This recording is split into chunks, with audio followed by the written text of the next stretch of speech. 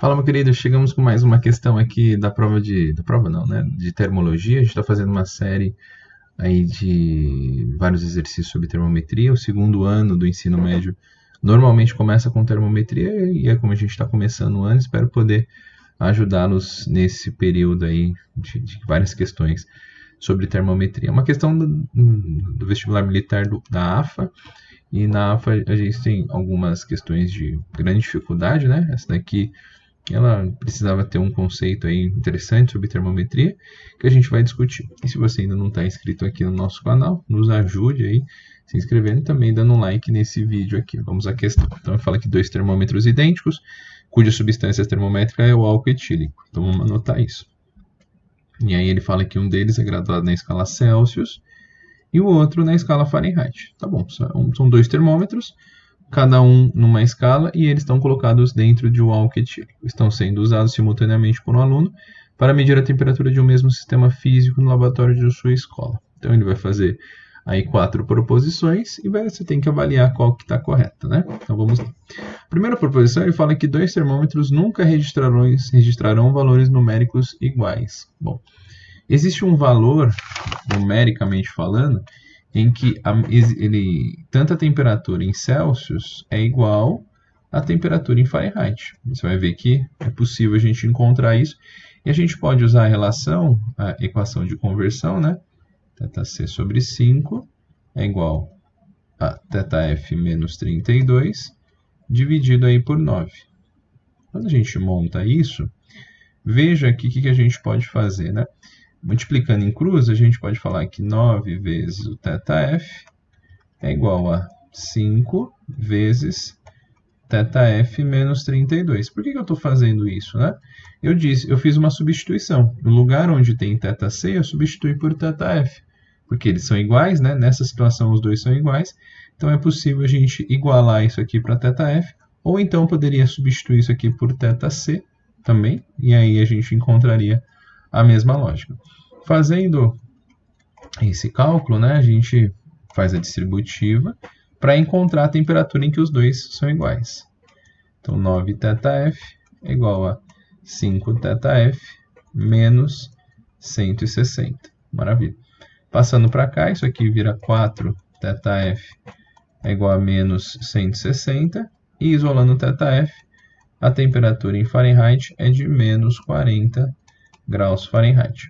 Ou seja, que informação é essa que a gente acabou de colher? Que existe uma temperatura em que os dois são iguais. A gente está querendo dizer para você que a temperatura em Fahrenheit de menos 40 graus Fahrenheit ela é equivalente a uma temperatura de menos 40 graus Celsius. Olha que bom. Então, a gente já chegou num resultado que impõe que isso aqui está errado, porque nunca registraram valores numéricos iguais? Isso não, né? Porque existe uma temperatura em que a gente tem essas duas temperaturas. Então, depois você pode até substituir aqui por menos 40, você vai ver que o outro também vai ser menos 40. Tá? Vamos ao B, a alternativa B. Vamos ver o que ela está falando para a gente. A unidade de medida do termômetro utilizado na escala Celsius é 1,8 vezes maior que da escala Fahrenheit. Bom, o que a gente pode analisar aqui? Então, eu acho que a melhor saída é a gente fazer aqui dois termômetros. Ó. Vou pegar dois termômetros aqui, representar esse vermelho sendo para a escala Celsius e esse verde aqui para a escala Fahrenheit e colocar um tamanho para ele. E aí a gente avalia os tamanhos que cada um representa. Vamos colocar aqui um limite, ó, aqui 2 pontos que a gente tem para esse tamanho. Uma lógica que a gente poderia usar aqui é dar um valor para que fique mais algo que você pudesse organizar matematicamente. Veja o seguinte, ó, esse tamanho aqui, ó, ele varia 100 graus Celsius. A gente poderia marcar aqui 2 pontos fixos. Ó, deixa eu marcar aqui, deixa eu ajustar aqui uma canetinha. Então, a gente poderia falar assim, que aqui é 32 não, né? 100.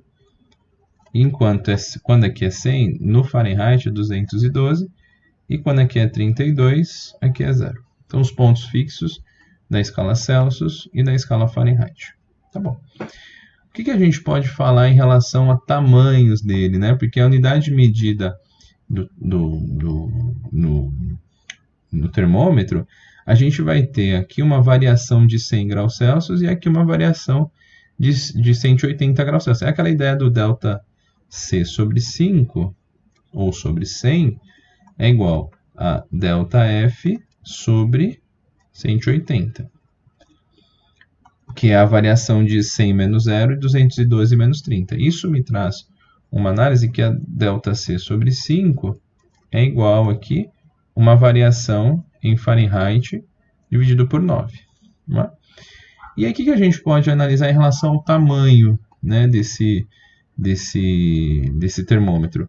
Se ele tivesse uma altura aqui, qual fosse ela, eu vou chamar essa altura de H, que é o tamanho desse termômetro, a divisão que eu tenho aqui para ele, para o termômetro em Celsius, ó, vou chamar esse termômetro aqui de termômetro em Celsius, tá? Vou chamar de TC, melhor, TC.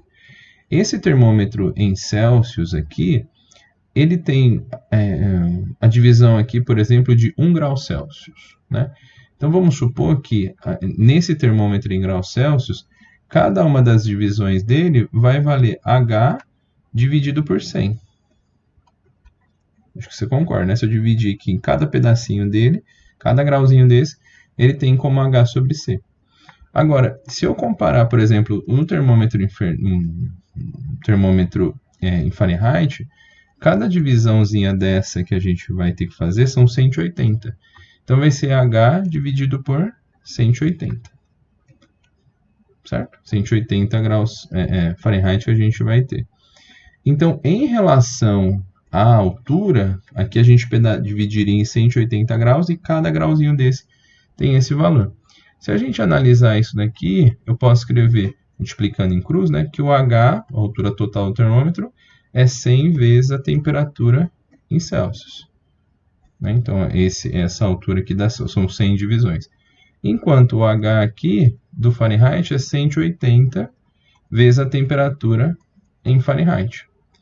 Quando a gente pode igualar esses dois Hs, a gente descobre que, igualando esses H, né, esses Hs, que H vezes a temperatura em C é 180 vezes a temperatura em Fahrenheit.